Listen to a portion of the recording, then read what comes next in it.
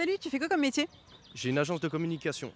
Et tu peux me parler un peu de tes missions au quotidien, en quoi ça consiste? Mon équipe va s'occuper d'aller faire de la prestation photo, de la prestation vidéo. Moi, je vais plus être sur la stratégie pour les clients qu'on a. Et ça va être de mettre en avant les entreprises, donc à travers le personal branding, parfois du chef d'entreprise directement. Et sinon, valoriser l'activité de nos clients à travers les réseaux sociaux et puis à travers d'autres événements par la suite. Ça marche, et est-ce que tu as une journée type, une semaine type, ou est-ce que ça change tout le temps? Une journée type chez un client, ça va être la prestation photo, la prestation vidéo, ça va être les retouches dans un second temps, donc la post-prod, et puis ensuite ça va être la programmation et la publication, travailler le référencement. Est-ce que tu peux me dire, toi, personnellement, comment t'en es venu à exercer ce métier? Alors moi en fait j'ai pas eu d'autre choix, c'est-à-dire qu'après mon bac j'ai été refusé sur Parcoursup, donc je me suis lancé d'abord en freelance. Et puis par la suite j'ai voulu monter une structure un petit peu plus grande avec des plus gros clients, donc des objectifs un petit peu plus ambitieux, créer une équipe et tout un écosystème à travers ça. Est-ce que tu peux me parler un peu du secteur dans lequel tu travailles?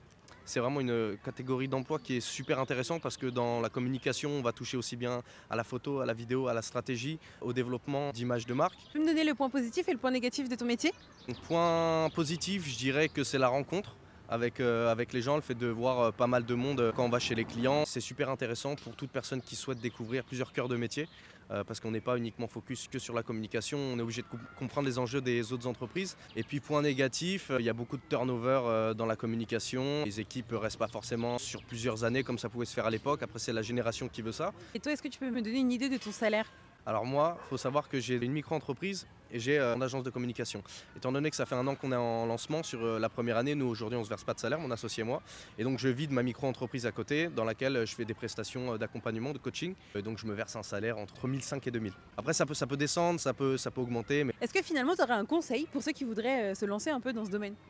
tous ceux qui veulent se lancer dans la communication, aujourd'hui je pense que c'est bien plus ouvert qu'à une époque. On peut vraiment se lancer à son compte directement sans forcément passer par la case études. Faites quand même le lycée, ayez votre bac.